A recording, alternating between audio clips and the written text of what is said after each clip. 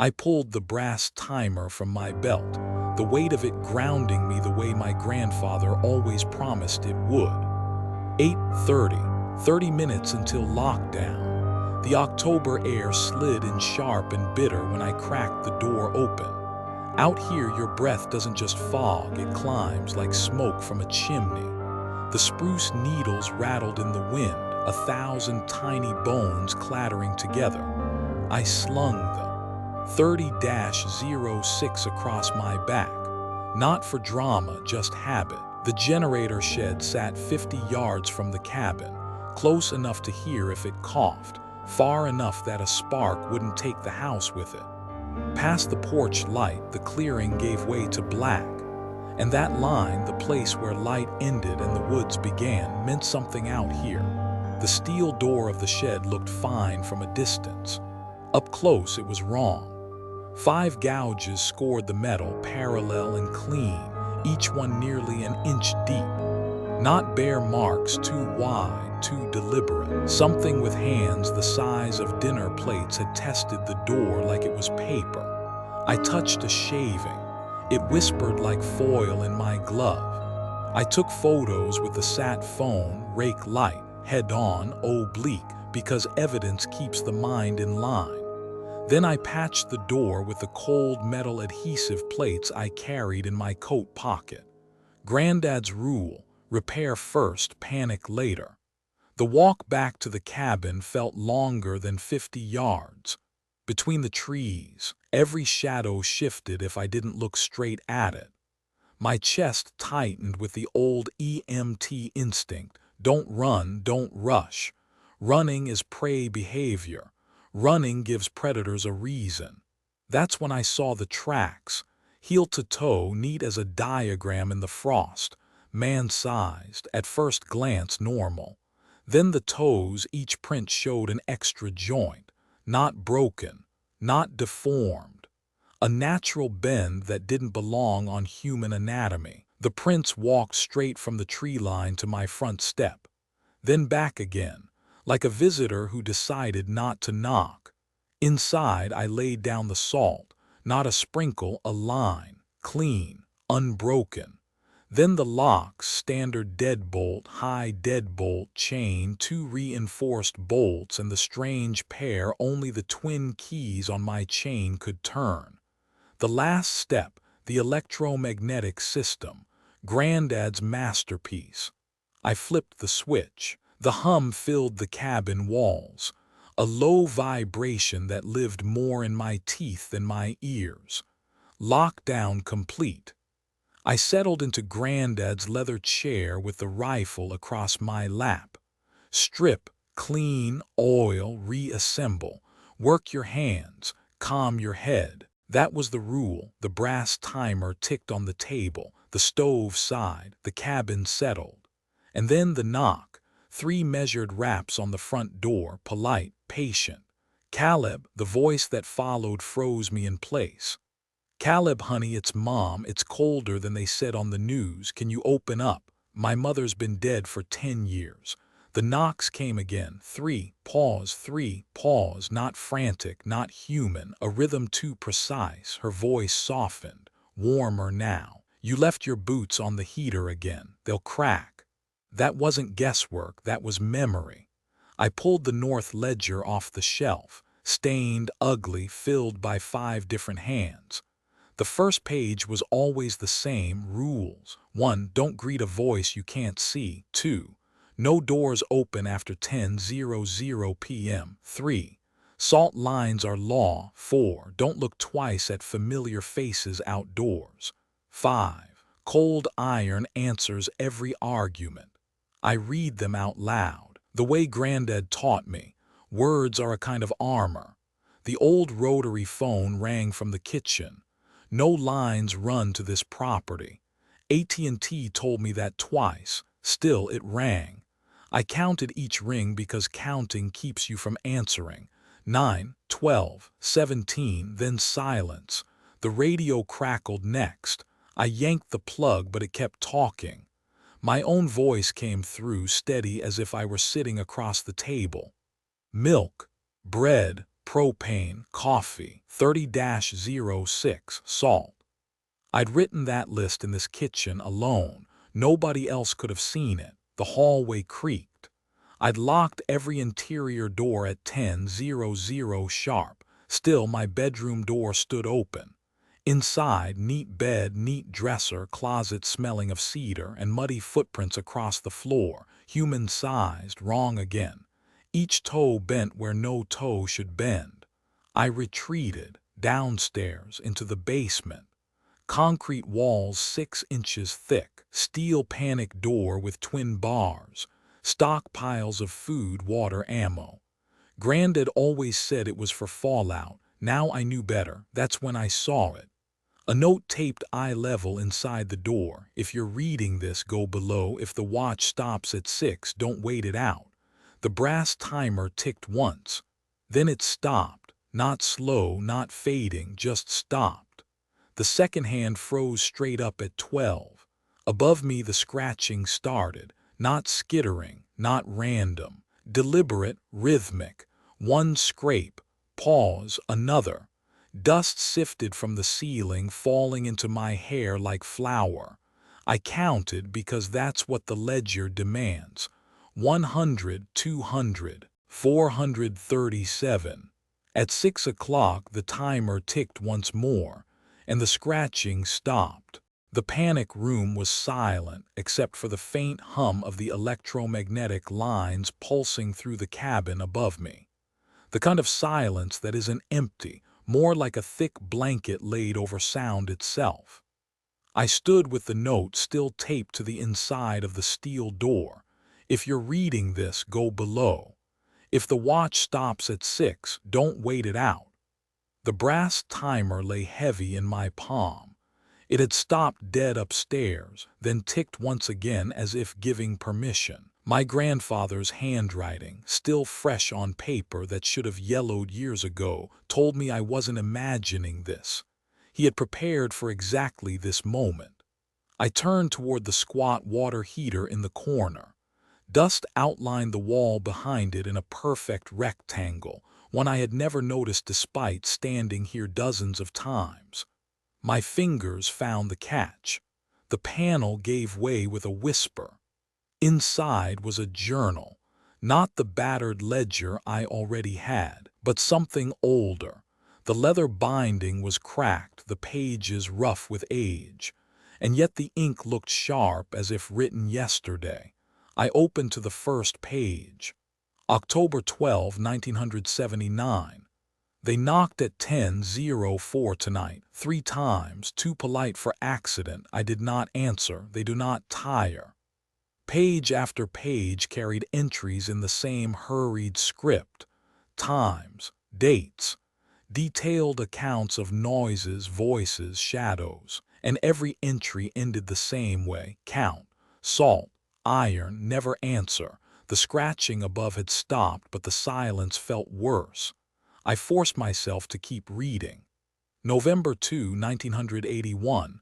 Overlap event. Radio carried my own voice reciting last week's list. They learn from routine, they learn me. The words tightened my chest.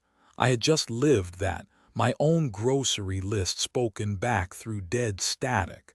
This wasn't random haunting. This was pattern. This was inheritance. I kept flipping until I found a page marked with a torn envelope. The writing was jagged, hurried. They test the rules like fences. They push until you slip. First it is voices, then faces, then doors. If you break one rule, the rest fall fast. A cold wave crawled up my spine. They weren't just tormenting me. They were probing, measuring my weaknesses, cataloging which defenses still worked. I climbed back up into the cabin when daylight broke through the blinds. My rifle hung loose at my side, but the weight of the new journal felt heavier than any gunmetal. The kitchen smelled wrong, too clean. The food from the freezer still lined up on the counter, thawing in military rows. None of it touched, all of it displayed like someone wanted me to notice. The radio sat unplugged, cord coiled neat beside it, but the speaker hissed with faint static anyway. I didn't dare touch it. Instead, I pulled the chair close to the table and spread both journals open, the family ledger and the leather-bound record from the hidden wall. Together they looked less like diaries and more like law books, pages of rules, precedents, and consequences. The knock came again, 3 raps on the door, steady, patient. I didn't move. I let the sound pass through me and fade into the walls. Then the voice followed, cheerful this time, like a ranger's morning greeting. "Morning, Mr. North. Just checking the perimeter. Mind if I step inside?" I froze. The words carried through the steel-reinforced door as clear as if the speaker stood a foot away. I could picture the uniform, the clipboard, the smile. But the ledger warned me. Never invite them across the sill. I forced my hands flat against the table until my knuckles hurt. Silence. No answer. The voice didn't get angry, it chuckled. "That's all right. I've got your list anyway. Milk, bread, propane, you'll want more salt too. Running low, aren't you?" The radio came alive again. This time it was my grandfather's voice, warm and familiar. "Steady hands, Caleb. Don't break the line. Count everything." The 2 voices overlapped, ranger outside, grandfather inside the speaker. Both calm, both patient, both wrong. I flipped to a fresh page in the ledger and forced my hand to write, even as it shook. Observed, 7:32 a.m. Overlap event. Voice #1 outside, human tone. Voice #2 inside, mimic of granddad, both simultaneous, both too calm. My handwriting looked alien, jagged from tension. But recording it gave me something solid, a wall. That was when I noticed the salt line at the threshold. It wasn't unbroken anymore. The grains had been nudged just slightly, forming a gap no wider than a finger. My stomach dropped. I hadn't broken it, something else had. I poured fresh salt, thick and white, covering the break.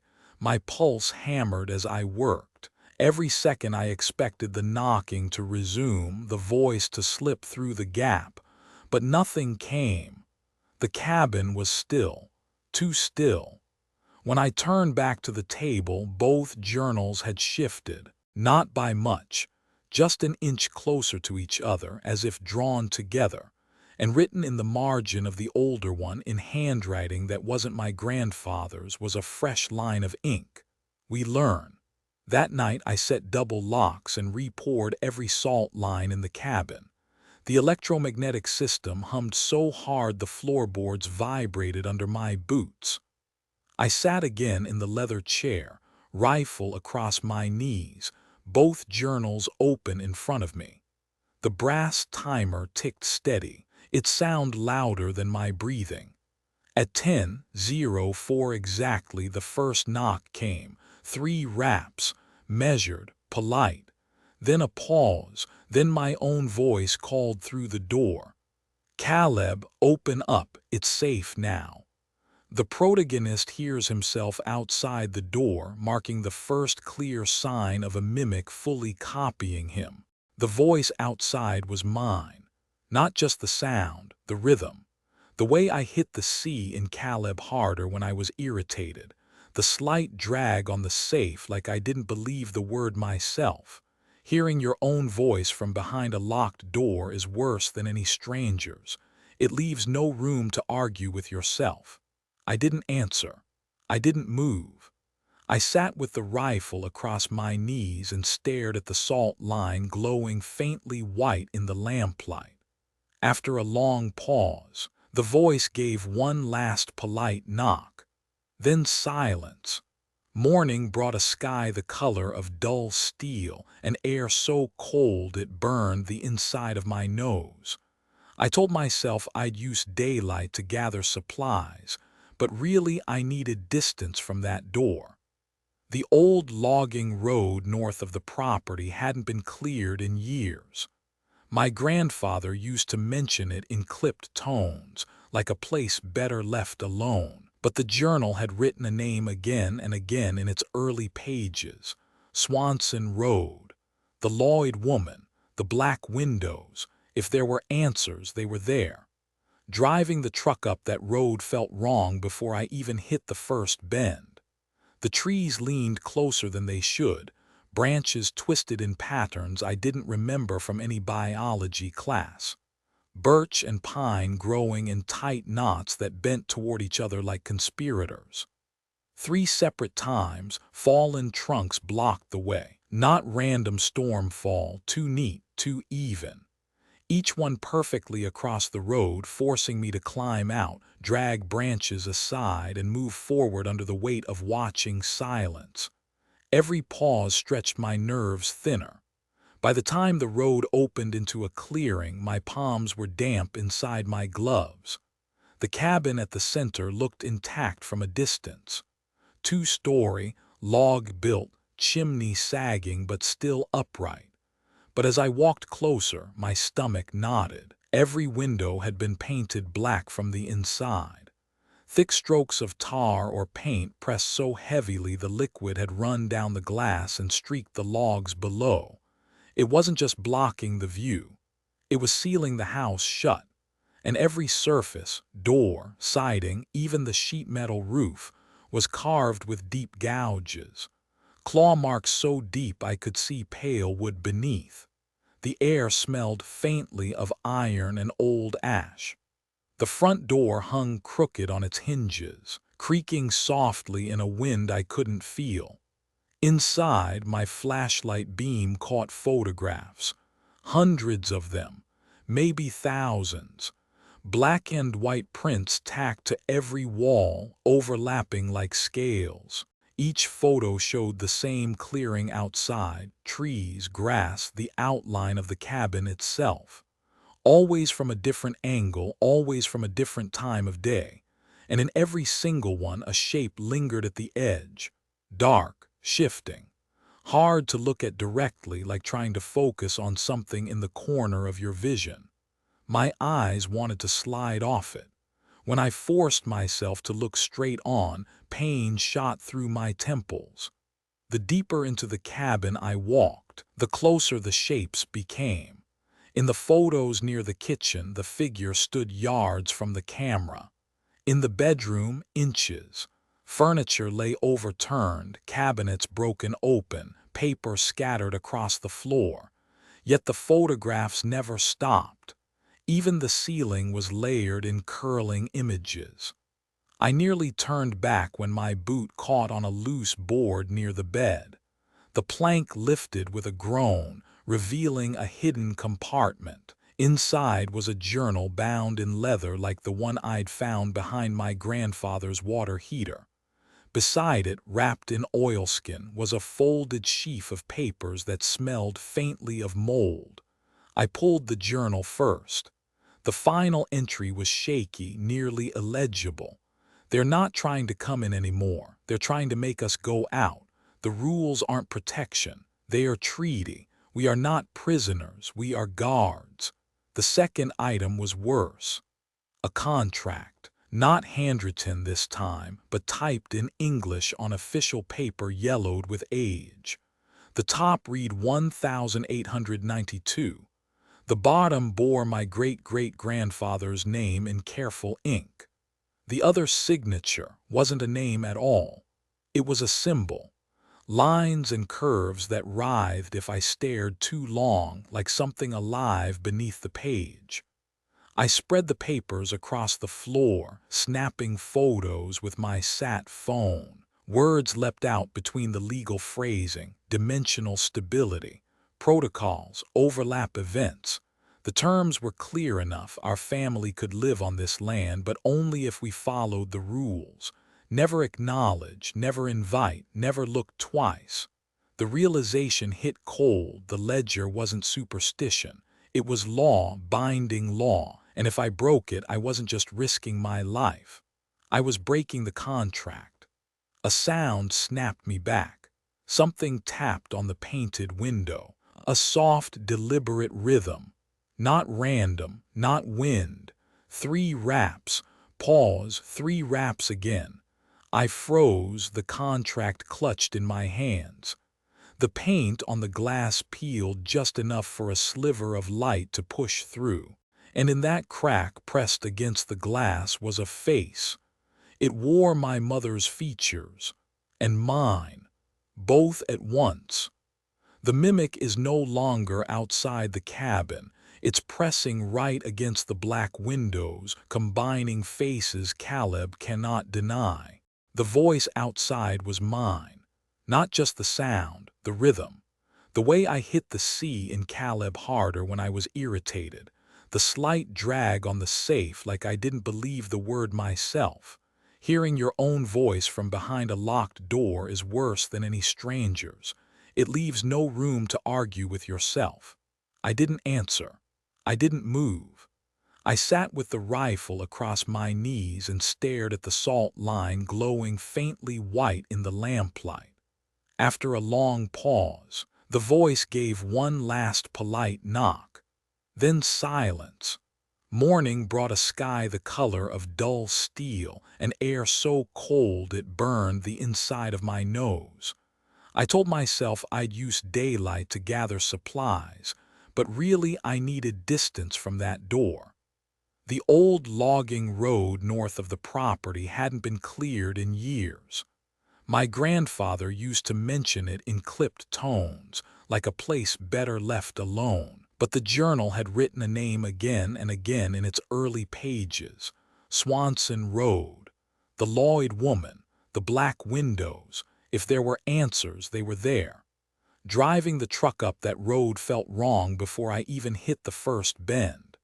The trees leaned closer than they should, branches twisted in patterns I didn't remember from any biology class. Birch and pine growing in tight knots that bent toward each other like conspirators. 3 separate times, fallen trunks blocked the way. Not random stormfall, too neat, too even. Each one perfectly across the road, forcing me to climb out, drag branches aside, and move forward under the weight of watching silence. Every pause stretched my nerves thinner. By the time the road opened into a clearing, my palms were damp inside my gloves. The cabin at the center looked intact from a distance. 2-story, log-built, chimney sagging but still upright. But as I walked closer, my stomach knotted. Every window had been painted black from the inside. Thick strokes of tar or paint pressed so heavily the liquid had run down the glass and streaked the logs below. It wasn't just blocking the view. It was sealing the house shut. And every surface, door, siding, even the sheet metal roof, was carved with deep gouges. Claw marks so deep I could see pale wood beneath. The air smelled faintly of iron and old ash. The front door hung crooked on its hinges, creaking softly in a wind I couldn't feel. Inside, my flashlight beam caught photographs. Hundreds of them, maybe thousands. Black and white prints tacked to every wall, overlapping like scales. Each photo showed the same clearing outside, trees, grass, the outline of the cabin itself. Always from a different angle, always from a different time of day. And in every single one, a shape lingered at the edge. Dark, shifting. Hard to look at directly, like trying to focus on something in the corner of your vision. My eyes wanted to slide off it. When I forced myself to look straight on, pain shot through my temples. The deeper into the cabin I walked, the closer the shapes became. In the photos near the kitchen, the figure stood yards from the camera. In the bedroom, inches. Furniture lay overturned, cabinets broken open, paper scattered across the floor. Yet the photographs never stopped. Even the ceiling was layered in curling images. I nearly turned back when my boot caught on a loose board near the bed. The plank lifted with a groan, revealing a hidden compartment. Inside was a journal bound in leather like the one I'd found behind my grandfather's water heater. Beside it, wrapped in oilskin, was a folded sheaf of papers that smelled faintly of mold. I pulled the journal first. The final entry was shaky, nearly illegible. They're not trying to come in anymore. They're trying to make us go out. The rules aren't protection. They are treaty. We are not prisoners. We are guards. The second item was worse. A contract. Not handwritten this time, but typed in English on official paper yellowed with age. The top read 1892. The bottom bore my great-great-grandfather's name in careful ink. The other signature wasn't a name at all. It was a symbol. Lines and curves that writhed if I stared too long, like something alive beneath the page. I spread the papers across the floor, snapping photos with my sat phone. Words leapt out between the legal phrasing, dimensional stability, protocols, overlap events. The terms were clear enough. Our family could live on this land, but only if we followed the rules. Never acknowledge, never invite, never look twice. The realization hit cold. The ledger wasn't superstition. It was law, binding law, and if I broke it, I wasn't just risking my life. I was breaking the contract. A sound snapped me back. Something tapped on the painted window. A soft, deliberate rhythm. Not random, not wind. 3 raps. Pause, 3 raps again. I froze, the contract clutched in my hands. The paint on the glass peeled just enough for a sliver of light to push through. And in that crack pressed against the glass was a face. It wore my mother's features, and mine, both at once. The mimic is no longer outside the cabin. It's pressing right against the black windows, combining faces Caleb cannot deny. The face at the painted window didn't blink, didn't breathe, didn't move. It was mine and my mother's at once, layered wrong, features shifting every time the flashlight beam cut across the glass. Too many pupils, mouth stretched wider than bone would allow. I stumbled back, nearly dropping the contract pages. The face pressed harder, paint cracking around its outline. I forced myself not to look a second time. Never look twice at familiar faces outdoors. The ledger screamed that line in my skull. I turned toward the door, but something else caught my eye. An oil lamp burning faintly in the corner, even though the cabin had been abandoned for decades. Its light spilled across the contract, illuminating words I hadn't noticed before. The paper was old, but the ink hadn't faded. Legal English, careful and deliberate, with occasional interjections of symbols. Those wedge-shaped marks that looked older than clay tablets. They weren't decoration. They were clauses written in another language. The heading read, Articles of Compact for the Preservation of Dimensional Stability. It began with land descriptions, boundaries tied to the old survey maps. Then came the terms. The North family and their heirs shall maintain the designated perimeter. They shall enforce protocols to prevent overlap events. They shall not teach outsiders the full measure of these rules. They shall remain on the land in perpetuity, as custodians and witnesses. And then the penalties. Should the rules be broken, the barriers fail, or the compact be abandoned, the entities shall not be bound to restraint. The treaty is void.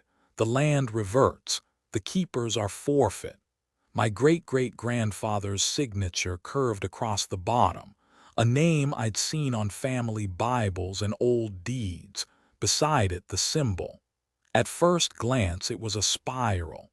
Then it shifted into something more angular, then curved again, writhing as though the ink itself refused to hold shape. Looking at it too long made the back of my eyes ache. I forced my gaze away. My hands trembled as I tucked the contract back into its oilskin. The photographs on the walls seemed to hum. Not literally, but like my vision wavered if I stared too long. The dark figure at the center of each image looked closer than before, less like a shadow and more like a shape with edges. And in the most recent photos, the ones tacked right on top, the shape wasn't alone anymore. Dozens of dark figures ringed the cabin, all facing the photographer, all waiting. I stuffed the journal and contract into my pack and backed toward the front door. The painted windows rattled as something pressed against them from the outside. Fingernails or claws dragged down the glass in long, deliberate scrapes. At the threshold, I stopped. The salt line was still unbroken. But when I bent to check it, I realized the wood beneath had been carved. A message scratched directly into the step, each letter perfectly straight. Treaty voided October 15, 1987. I felt my breath catch. That was the date written in my grandfather's hidden journal, the day he'd recorded the Lloyd woman staring at something in the tree line. The day one of them broke rule number 3. I forced myself outside into the bitter air. The clearing felt wrong, too still, too bright for the hour. Every tree seemed to lean inward. When I reached the truck, a folded envelope lay under the wiper blade, crisp, white, not damp from the frost. Inside was a modern letter typed on clean paper. To the current keeper of the North property, the undersigned collective offers revised terms. The old compact has expired. Please review the attached articles of agreement at your earliest convenience. Acceptance may be indicated by opening the door after dusk. Refusal will be understood as breach. No name, just that same symbol at the bottom, shifting in the paper as though alive. The ride home was worse than the arrival. Every fallen log across the road had been cleared. The path was open, waiting. By the time I reached my cabin, clouds had swallowed the sky.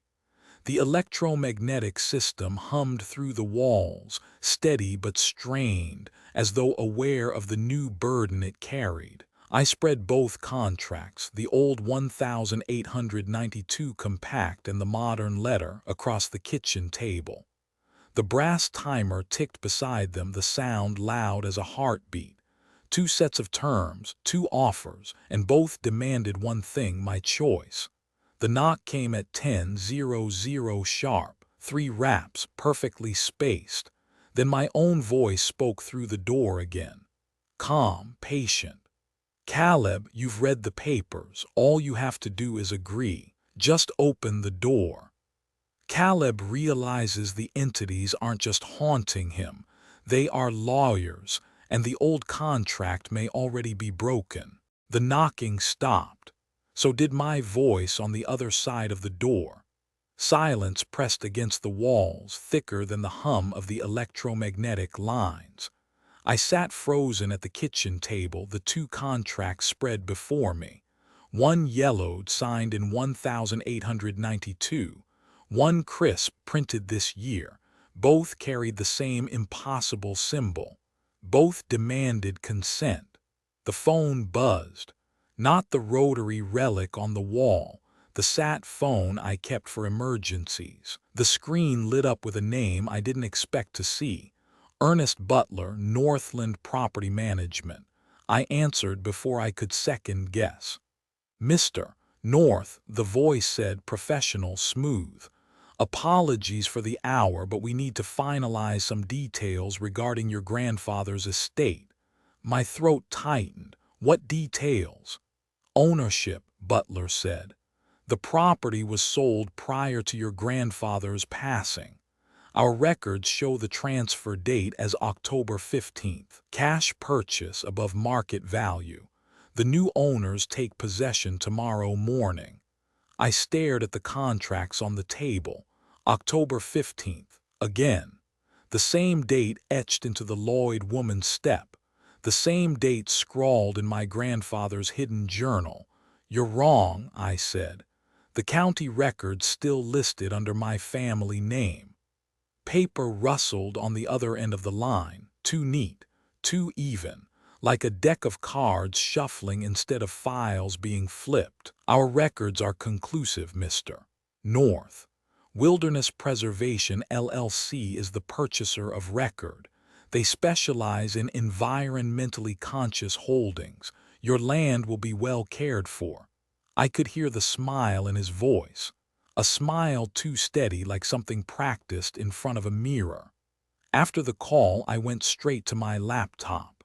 The county clerk's website loaded slow on the satellite connection, but when it did, my property was still there, still in the North family, still in my name.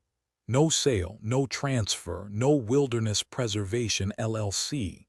But when I searched the company, a clean website appeared. Green banners, stock photos of pine forests and smiling hikers. And there under the staff section was a headshot of Ernest Butler. Same neat tie, same kind smile I'd just heard. I clicked the photo, the page refreshed. The headshot had changed.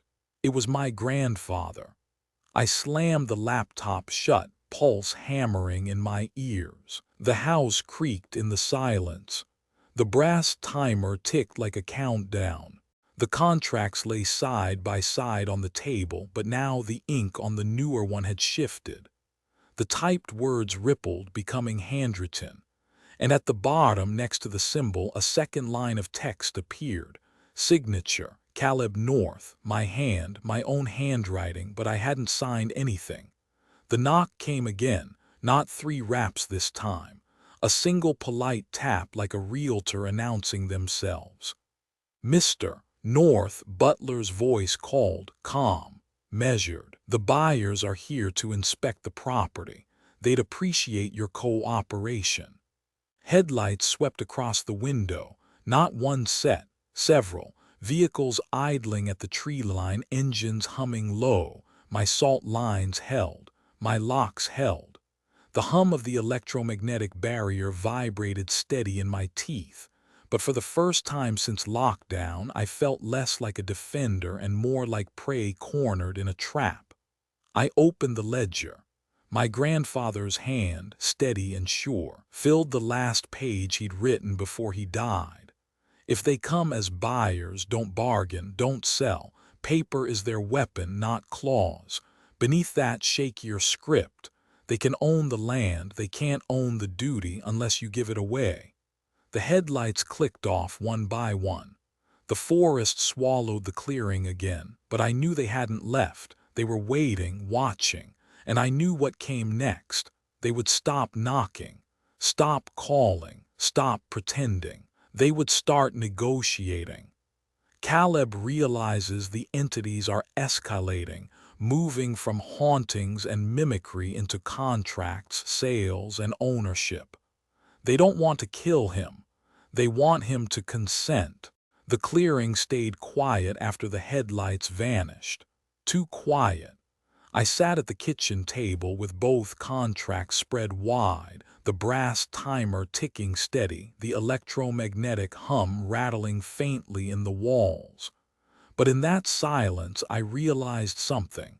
The entities weren't trying to break in tonight. They were waiting for me to sign.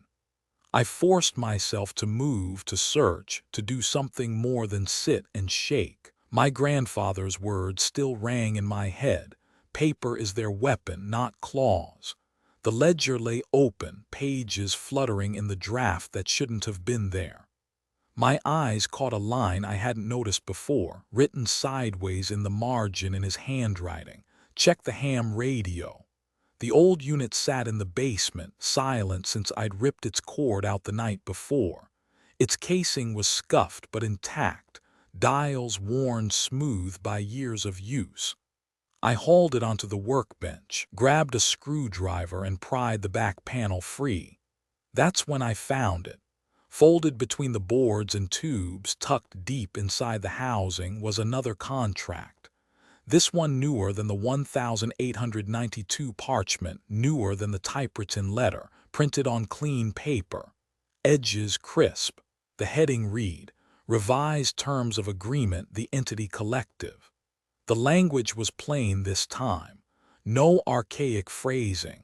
No wedge-shaped symbols scattered through the clauses. Just simple, modern English, and 3 choices. Option 1, leave the designated territory within 24 hours. Never return, never speak of what you have seen. In exchange, life continues unimpeded. Option 2, remain and accept permanent residency within the forest. Join the community of those who have chosen to stay. Your form may alter. Your duties will change. And at the bottom, in smaller text, Option 3, rejection of both clauses will be deemed hostility. The forest will reclaim the subject piece by piece. Memory first, form last, duration 72 hours, irreversible once begun. My hand shook as I held the page. The ink looked wet, fresh. I glanced at the brass timer. For the first time, its ticking sounded different, not steady but faster, as though it had synced itself to the words on the paper. I checked my wristwatch. 3:00 a.m. 72 hours. That meant 69 left. I spread all 3 contracts side by side across the workbench. The original 1,892 compact, signed in blood and ink. The modern buyer's letter with my forged signature. And this, the 3rd door hidden inside the radio. The rules hadn't just been tradition. They were legal frameworks written and rewritten across generations. And now the collective was offering me a final choice. Above me, the cabin creaked. Footsteps moved slow across the floorboards, careful, deliberate, as though someone were searching room to room. Not rushing, not hunting, just waiting. I clutched the radio contract tighter. The words blurred for a second, then sharpened into something worse. Across the margin, in handwriting eerily close to mine, new text had appeared. First hour elapsed, 71 remaining. I slammed the paper down and staggered back. The ham radio crackled to life even without power. My grandfather's voice seeped through, calm and patient. Curiosity always was our weakness, Caleb. I looked too long at the contract, too, and I paid for it. The static rose, swallowing his words, then reshaped into another voice. Butler's, smooth, courteous. You don't have to suffer, Mr. North. Option 1 is simple. Leave, never return. Find a nice town, a quiet life. Let us handle the rest. The brass timer ticked louder, a countdown to something I couldn't see. I flipped open the ledger. On the very last page, where my grandfather's handwriting faltered and broke, a line had appeared since I last looked. Don't believe there are 2 doors. There's always a 3rd. I stared at it, throat tight, because the contract I'd found was already the 3rd door. So what did he mean? The footsteps above me stopped directly over my head. Dust sifted down from the ceiling. Then the slow, rhythmic scratching began again. Not at the door this time, at the concrete itself. Each scrape a metronome to the ticking of the brass timer. And in the corner of the room, where the shadows clung thicker than the light could reach, I swore I saw the outline of a door that hadn't been there before. A 3rd door. Caleb discovers the 3rd option may not be the contract at all, but a literal hidden door in the basement, and the countdown has already begun. The snow boot sat on the porch rail like a gift, or a warning. Mud clung wet and fresh to the sole. Inside, smooth creek stones shone dark with water, stones from the very stream I had forced around the cabin. They hadn't crossed the water. They'd placed their message inside anyway. I carried the boot to the edge of the clearing and hurled it as far as I could into the trees. It landed with a hollow thud, too loud for the distance. Then silence closed again. The kind that presses against your ears until you hear your own pulse. The pump chugged weakly, water circling the cabin like a thin silver thread. Fragile, temporary. I needed something stronger. Back inside, I opened the ledger again. My grandfather's handwriting had shifted toward the end, shaky, rushed, notes that read more like warnings than rules. Cold iron answers every argument. Bands must be checked each decade. Do not let them rust. Do not let them thin. I frowned. Bands. I swept the flashlight beam across the basement walls. At first, I saw only concrete. Then the light caught a line of dark metal running just under the plaster like veins hidden in skin. I scraped the surface with a chisel. Rust flaked off in brittle curls, revealing dull iron beneath. A strip hammered into the wall itself, not decoration. Reinforcement. Granddad had built the house around iron. I followed the band along the wall, tracing where it looped around corners up into the foundation. It circled the cabin like a buried cage, hammered into place decades ago. But it was failing. Rust had eaten holes through the bands, places where the metal thinned to nothing.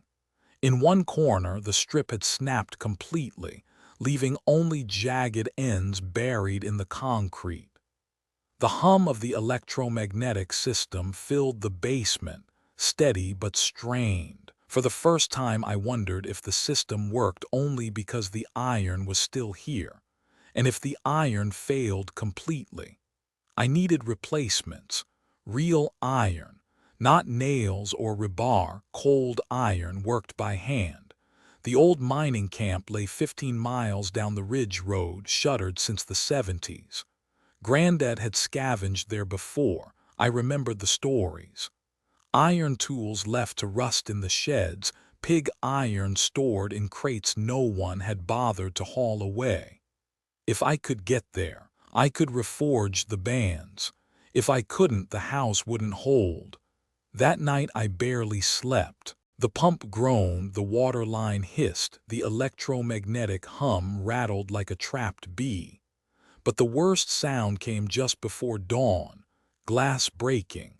I leapt from the cot, rifle ready, flashlight cutting across the kitchen. Every window intact. No shards, no cracks. The sound had come from somewhere else. I found it in the basement. One of the iron bands had snapped in half.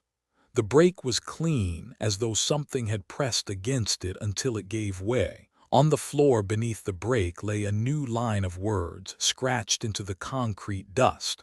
1 band down. 6 remain. By midday I had the truck loaded, fuel, tools, chains, rifle, salt. The road to the mining camp wasn't much more than a scar through the forest, but it was the only option left. The water line circled weakly around the cabin. The pump wheezed. The house seemed to lean under the weight of its own defenses.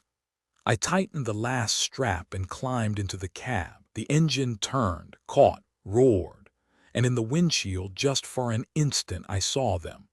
Not in the trees, not in the snow, in the reflection. Dozens of faces overlapping, too many eyes and wrong mouths pressed against the glass from inside, as though the truck itself had become a window into something I didn't want to see. I blinked and the reflection cleared. Only the forest, only the snow, but the smell of rust filled the cab, sharp and metallic. The iron wasn't just failing, it was being taken.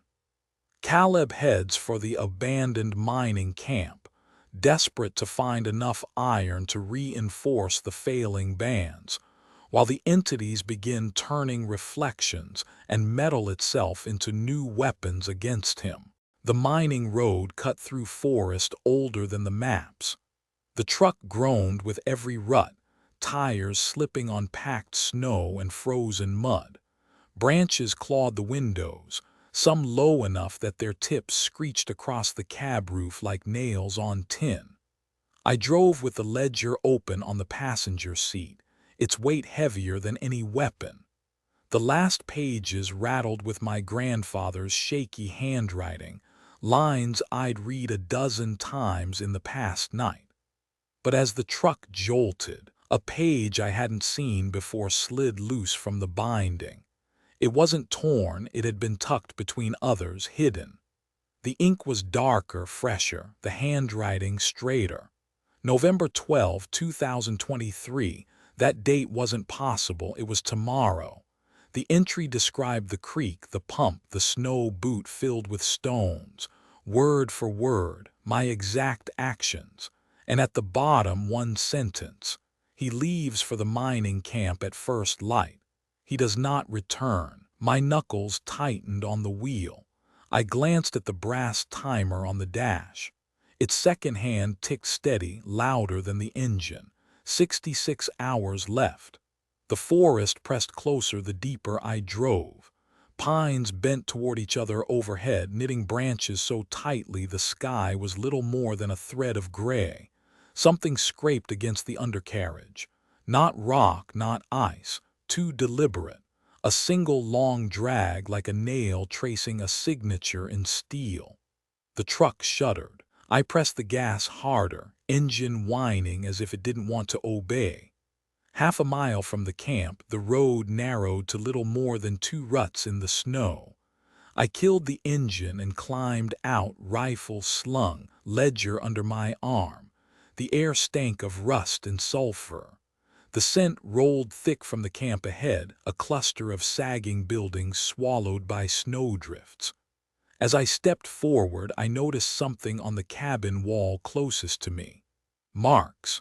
Not claw marks this time, straight lines carved deep into the wood. Repeated again and again, gouges laid side by side, witness marks. The kind a blacksmith makes on cold iron when testing its strength. Except these weren't random, they formed shapes, letters, words. We saw, we see, we will witness. The ledger in my hands buzzed faintly like a live wire. I opened it without meaning to, pages fluttering in the cold wind. The hidden entry was gone, the tomorrow date no longer there, but in its place, new words bled through the page beneath. The witness marks always tell the truth, except when they don't. I backed away from the wall, boots crunching in snow that seemed deeper than before. The whole camp tilted wrong, windows painted black, doors sagging open, iron tools scattered and half buried like someone had tried to flee mid-strike. In the distance, I heard hammering, slow, steady, echoing against the mountainside.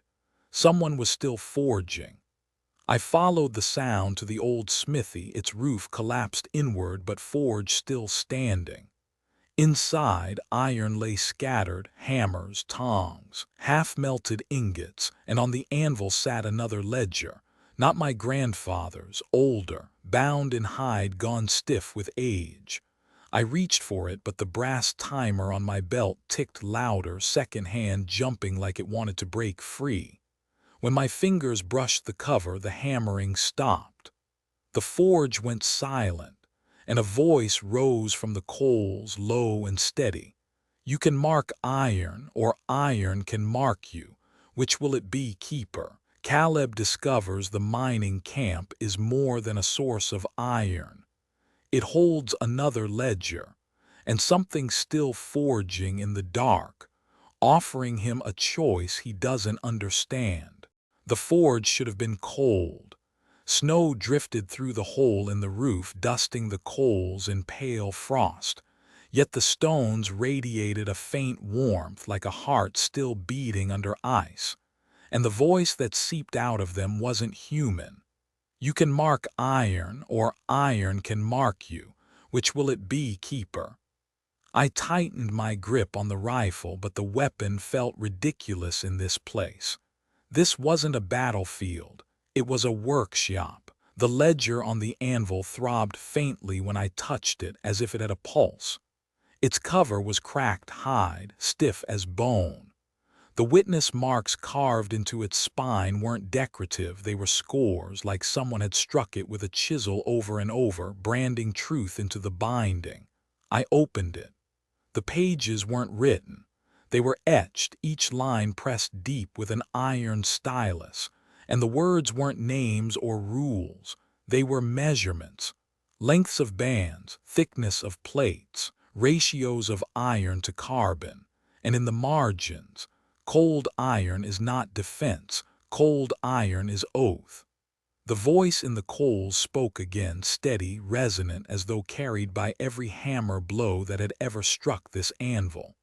They broke the first bands, they will break the rest, unless you strike new ones, unless you swear your blood into the forge. I swallowed hard. My grandfather had told me cold iron answered every argument, but he'd never said it required oaths. What happens if I don't? I asked, though I already knew. The coals flared brighter, throwing long shadows against the ruined walls. Then iron will mark you. They will hammer your name into their own ledger, and you will belong to the collective. I looked at the scattered tools, hammers eaten with rust, tongs fused to slag, chisels broken. But in the corner lay something different. A hammer untouched by time. Its head black, its handle bound in hide. No rust, no decay. Just waiting. When I lifted it, the weight nearly drove me to my knees. Not because it was heavy, because it was alive. The metal hummed, vibrating in rhythm with my own pulse. And in the reflection of its face, I didn't see my own eyes. I saw dozens.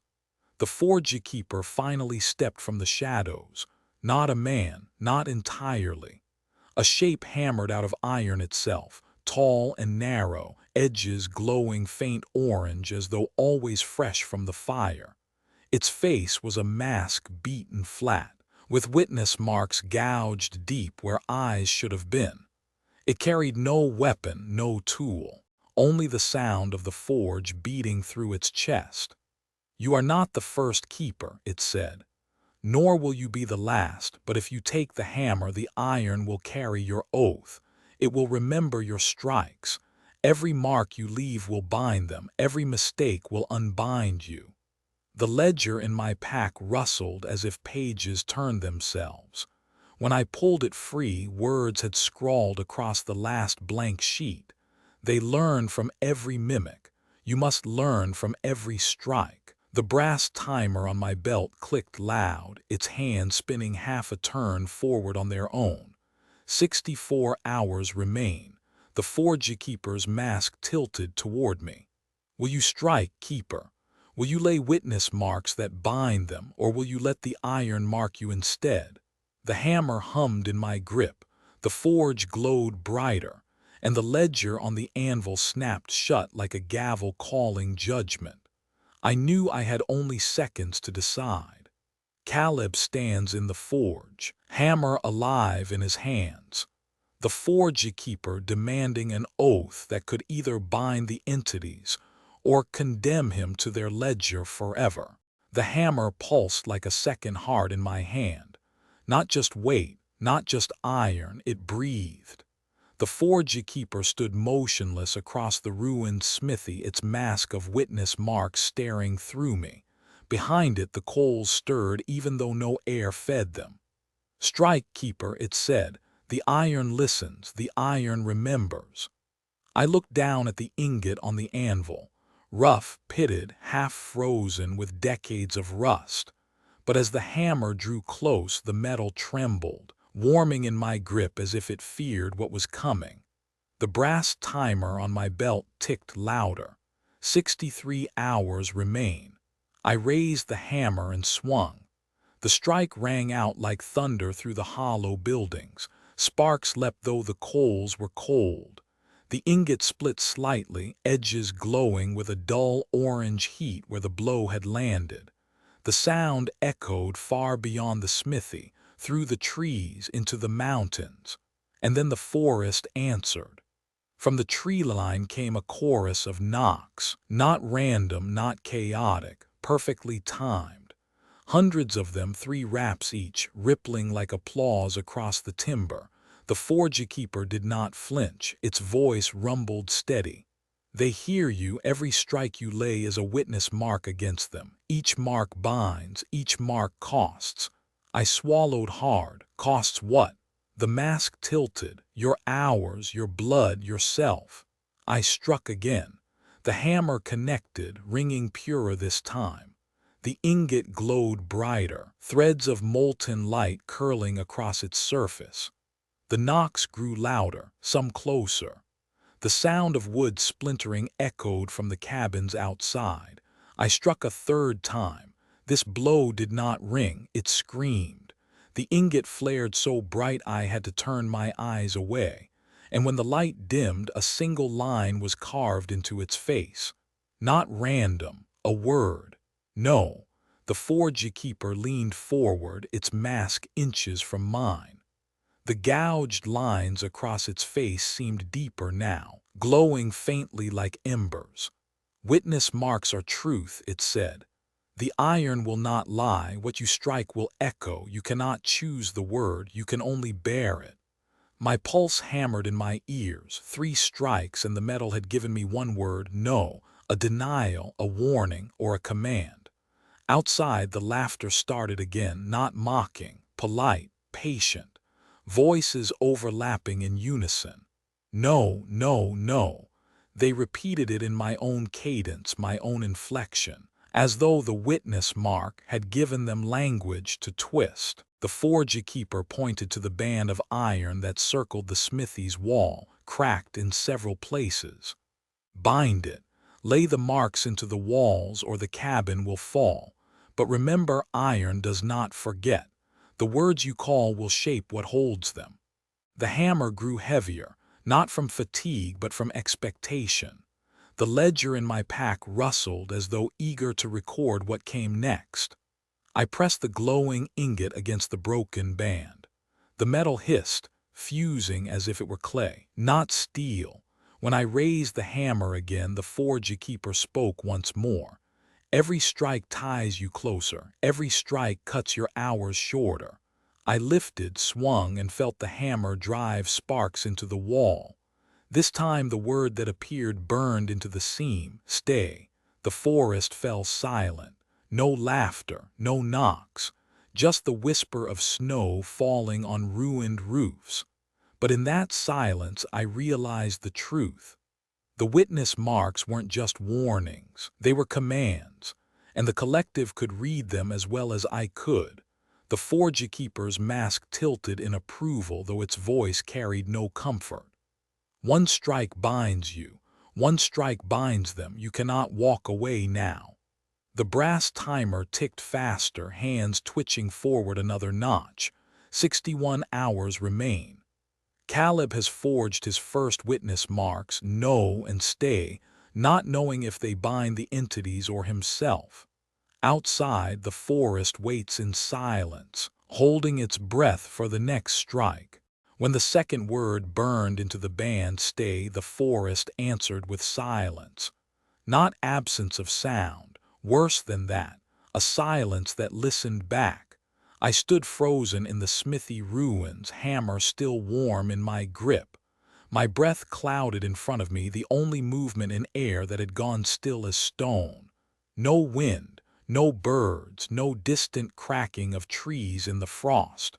The world was holding its breath. The forge keeper hadn't moved. Its mask glowed faintly, witness marks across its face pulsing like coals. They wait now, it said. Your words have weight. They cannot cross until you strike again, but neither can you leave. This is the siege. I swallowed hard. How long? As long as the marks hold, the forge keeper replied, or as long as your hours do. My brass timer ticked loud against my belt. 61 hours remain. I drove back toward the cabin at dusk, the hammer heavy on the seat beside me, the ingot cooling in a crate wrapped in burlap. The road that had felt narrow on the way out now seemed impossibly long. Shadows lengthened across the snow, stretching thin fingers toward the ruts my tires carved. But nothing moved, nothing chased. They didn't need to. The siege had already begun. When I reached the clearing, I knew it at once. Figures stood in a wide ring around the cabin. Not close enough to touch the water line, not far enough to ignore. Perfectly spaced, like fence posts hammered into the earth. They weren't moving, they weren't knocking, they were waiting. I stepped onto the porch. The salt line still held, the pump still pushed its thin stream, but every shadow beyond looked too sharp, too exact, and every figure was facing inward, toward me. Their patience hurt worse than their laughter ever had. I ducked inside, locked every bolt, and set the hammer on the kitchen table beside the ledger and the contracts. The house felt different, quieter than it should. Even the hum of the electromagnetic barrier had dulled, like the system itself was listening. I opened the ledger, flipping back to the earliest entries my grandfather had copied. One line I'd skimmed before now burned like fire in my head. They will not storm, they will not rush. They will wait until the keeper breaks his own line. Outside, the siege deepened. No footsteps, no claws, no voices, just patience. At midnight, the first test came. The phone rang. The dead rotary, its cord long since severed. The sound cut through the silence like a blade. I didn't move, ring after ring after ring. When it stopped, I let out a breath I hadn't realized I'd been holding. That was when the brass timer clicked forward again. 60 hours remain. Near dawn, I risked parting the curtains an inch. The figures were still there, every single one unmoving, except one. It stood closer than the rest, just beyond the waterline, its head tilted slightly, as though straining to read the word I'd struck into the band, stay. And as the first gray light touched the clearing, it raised one hand, not in threat, not in warning, in imitation. It held an iron hammer. The silent siege tightens, the entities won't rush Caleb, but now they've begun copying even the hammer in his hand, turning patience into mimicry. The figure beyond the waterline didn't move. It only stood there, arm raised, hammer glinting faintly in the gray dawn. My hammer. It wasn't just mimicry of form anymore, it was mimicry of duty. I gripped the real hammer tighter. The Forge Keeper's words burned in my head. Every strike ties you closer. Every strike binds them or frees them. And then from the tree line the first sound came. A hammer strike. Perfectly timed. The ring echoed across the clearing, deep and metallic, though there was no forge, no anvil, no iron for miles. Another strike followed. Then another, each one falling in rhythm with my heartbeat. The silence of the siege broke not with chaos but with order. The forest had become a forge. I staggered back from the window, bile rising in my throat. The hammer on my table pulsed hotter, the ledger pages fluttering like they were caught in a wind only they could feel. When I opened it, new words bled into the page in real time, black ink seeping across yellow paper. They strike because you struck. They bind because you bound. Witness marks echo. The sound grew louder. Not just one hammer now, but dozens, maybe hundreds, falling in precise rhythm. The walls of the cabin vibrated. Dust sifted from the rafters. The electromagnetic hum wavered like static between stations. For the first time, the siege was no longer patient. It was active. I flipped through the ledger in panic, searching for anything that spoke of this. Near the middle, in my grandfather's tight, controlled script, I found a single line. Do not strike unless prepared to hear the echo. I slammed the book shut too late, because outside the witness marks were already being carved. Through the frosted glass I saw them, letters gouging themselves into the tree trunks at the edge of the clearing. Long, deliberate marks, smoking black against pale birch. I forced myself to read them. Come, come, come, over and over, every trunk, every post, every surface. The forest itself had become a wall of summons. The Forge Keeper's voice rose faint in my ears, though it was nowhere near the cabin. They echo until answered. If you do not strike again, they will. If you do, the words will grow. Choose carefully, Keeper. The forest is listening. The brass timer ticked once, then stopped. 59 hours remain. I stood in the cabin, hammer warm in my grip, the forest pounding back my own rhythm. If I struck again, the echo would answer louder, carving more commands into the world outside. If I didn't, the collective would finish the sentence without me. And either way, the marks would hold. The only question was who they would obey. The forest has become an echo of Caleb's forge, every strike mirrored back, every witness mark doubled, the word "come" now carved across the trees, daring him to decide whether to answer or resist. The trees wore the word like wounds. Come, come, come. Black letters burned into pale birch, gouged into pine, carved deeper with every echo of phantom hammers in the dark. The forest wasn't just calling me, it was calling something else.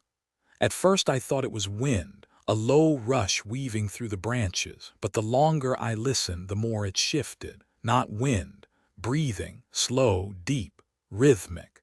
Too big to be lungs, too steady to be storm. Whatever the summons was calling, it was already awake. I opened the ledger with shaking hands. Pages fluttered to the middle, settling on one I hadn't read before. The ink was smeared, words written over each other as if my grandfather had been too frantic to keep lines straight. If they carve "come," do not follow, do not answer. It is not for you. It is for what lies deeper. Beneath that, another line in darker ink, maybe his last attempt. They want a keeper to break the seal. They want a prisoner to hear the call. I snapped the ledger shut and stumbled back from the window. The hammer pulsed in my grip, hotter now, as though it recognized the danger. The brass timer clicked forward with cruel precision. 58 hours remain. Outside, the figures had moved closer, not rushing, not charging, just shifting their ring inward by a few paces, their spacing still perfect, their faces still blank. Every hand held a hammer now, and every strike echoed mine, but beneath their rhythm something heavier answered. A sound that made the floorboards tremble and the air vibrate in my teeth. A strike far older, far deeper. The kind of hammer that forges chains or breaks them. The pump sputtered. The water line faltered, slowing into slush. Through the thin stream, the closest figure leaned forward, face blurred and eyes too many. Its lips cracked into a shape almost like a smile. And when it spoke, it wasn't my voice or my mother's or my grandfather's. It was something vast, something that shook the trees. Keeper, open. The forge-keeper's voice rose faintly in my head, no longer from the smithy but from the hammer itself. Do not heed the summons. What wakes cannot be bound again. But outside, the figures struck in unison, and the forest answered back with a blow so deep it rattled the iron bands in my walls. The witness marks carved themselves deeper into the trees. Come, come, come. And this time, the word bled into the snow itself. Black letters spreading across the drifts, reaching toward the cabin. I knew then the summons wasn't asking me to step outside. It was asking the prisoner beneath the forest to step free. Caleb realizes the summons isn't meant for him. It's waking something ancient chained in the deep forest, and his own strikes may have helped loosen its bonds. The word bled across the snow in letters that shouldn't have held shape. Come, come, come, each stroke black, alive, writhing like worms under the crust. I watched from the window, breath fogging the glass, every muscle screaming to look away, but the summons wasn't for me. The forest was calling something else, and something else was answering. The ground shuddered, not a quake, a heartbeat, slow, deep. So heavy the iron bands in the cabin walls rattled dust from the rafters. The brass timer clicked forward on its own. 57 hours remain. I opened the ledger, desperate for guidance. Pages fluttered and caught at an entry near the back, ink smeared and words pressed so hard the pen had torn through. The seal is stone, but the stone listens. When they summon, the cracks will widen. When the prisoner breathes, iron alone cannot hold. Below it, scrawled jagged and faint, if the keeper sees dust rising from the deep forest, it is already too late. I froze. Through the far window, a plume rose beyond the tree line. Not smoke, not snow, dust, pale and dry, drifting skyward in a place no wind touched. Something was moving beneath the earth. The hammer on my table pulsed hotter, thrumming in rhythm with the heartbeat. The forge keeper's voice shivered through the haft. You struck, keeper, you called witness. Now the deep thing stirs, you must bind again or all is lost. How? My voice cracked, barely more than a whisper.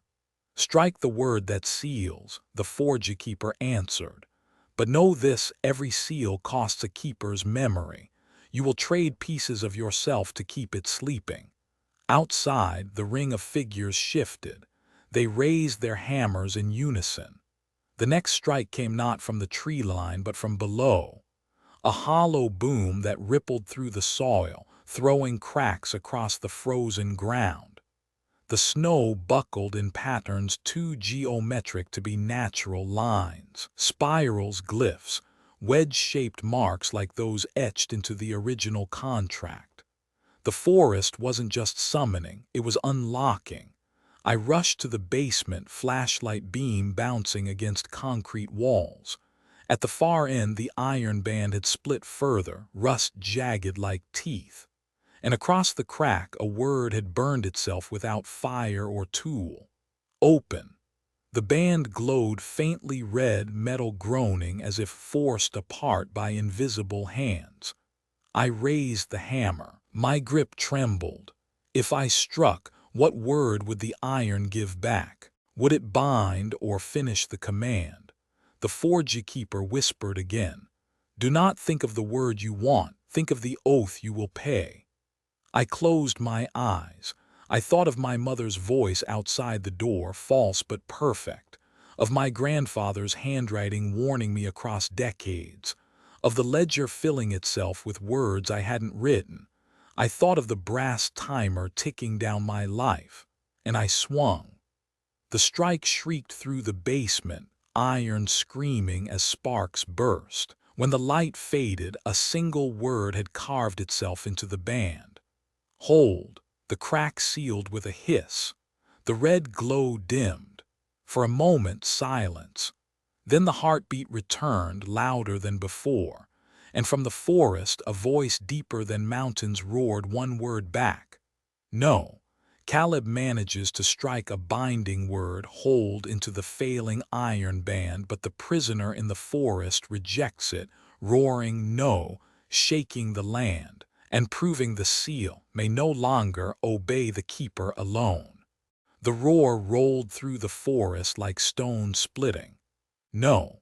Snow avalanche from the pines, shaking loose in heavy sheets. The ground rippled beneath my boots. The seal had heard me. It had felt the word I struck, but it hadn't obeyed.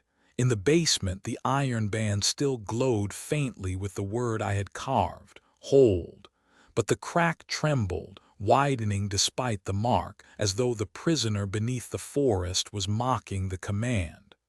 The hammer burned in my hand, pulsing against my bones like it wanted to swing again. The forge keeper's voice rose from the haft, harsher than before. One word is not enough. Each seal needs a chain. Each chain needs links. Strike again, keeper. Strike until you have no self left to give. The brass timer on my belt clicked forward. 56 hours remain, but I knew it wouldn't take that long. The prisoner was waking faster than the countdown. I stumbled upstairs, the cabin groaning under its own weight. Every surface was shifting, rearranging, my mother's coffee mug back on the stove, her blanket folded across the couch, photographs of my childhood crowding the mantel. But the faces in the photos weren't mine anymore. Their eyes were wrong, their smiles too wide, every image leaning closer to the glass as if pressing against it from the other side. The house wasn't mine. It was theirs. I shoved into the night air. The clearing was alive with figures, hundreds now, packed in tighter circles, hammers raised, unmoving. Beyond them, the trees split apart in a line leading deeper into the forest. And from that direction, the plume of dust rose higher, darker, pulsing in rhythm with the heartbeat. The summons had worked. The prisoner was coming. I lifted the hammer. Its hum filled my ears, drowning even the heartbeat. The forge keeper's voice was no longer steady, it pleaded now. Bind it, keeper. Sacrifice memory, sacrifice name. Every strike buys another generation. Every strike keeps the world intact. I looked at the iron head, at the reflection shimmering across its black surface. For the first time, I couldn't see myself at all. The ledger flipped open in the wind at my feet. The last page, blank until now, filled with words in my grandfather's hand. If you choose to strike, you will not remember who you were. You will become only what the seal requires. And you will stand the last vigil. The ground cracked. Beyond the tree line, something vast pushed upward. Roots split, earth tore, stone shrieked as it bent. I saw only glimpses between the trees, a limb the size of a tower, black and glistening like obsidian, eyes set wrong across a surface that might have been a face, the impression of hunger older than fire. The prisoner was almost free. I lifted the hammer, my last choice. Leave and the collective would take the land, let the thing loose, and I would live with a normal life that wasn't mine. Stay, and I would burn myself into the iron until nothing of Caleb North remained, only the keeper, the witness, the chain. The timer clicked once more. 55 hours remain. But I knew I had seconds. I swung. The strike split the night. Sparks shot skyward like meteors. The hammer screamed, the iron bands in the walls lit white hot, and the word burned across every surface of the cabin, etched in stone, in wood, in flesh if it had to. Guard. The forest roared back in rage. The figures at the clearing convulsed, twisting into their true shapes, tall, angular, shadows woven with starlight before collapsing like smoke torn by wind. The plume of dust faltered. The heartbeat stumbled. The prisoner shuddered once, twice, and then sank back beneath the soil. Silence. Real silence this time, not the listening kind. Only the crackle of cooling iron in my ragged breath. I looked down at the ledger. The final page was filled now, every line written in my own handwriting, though I had no memory of writing it. The keeper has struck. The vigil holds. The self is gone. I staggered to the porch. The clearing was empty. The water line had frozen solid, but nothing pressed against it. Above the cabin, the sky cleared, and for the first time in days, I saw stars. The hammer hung heavy in my hand. Its hum had quieted. It was waiting for the next keeper. The brass timer no longer ticked. Its hands had frozen, both pointing straight up. Midnight, eternal. I sat on the steps, the ledger open on my knees. The words swam before my eyes, but I couldn't remember who had written them. My name didn't matter anymore. I was the keeper, and the last vigil had begun.